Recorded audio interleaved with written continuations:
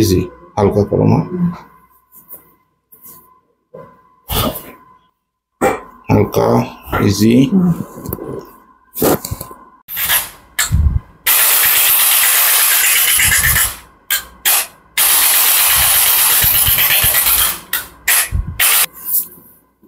হালকা,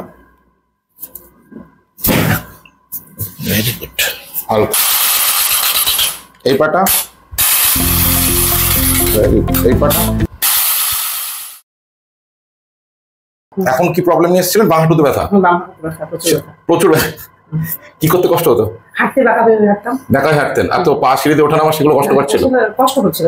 এখানে ট্রিটমেন্ট করার পরে এখন কি ফিল? মানে মোটামুটি ভালো হয়ে গেছে। ভালো হয়ে গেছেন? হাঁটাচলা করতে পারছেন?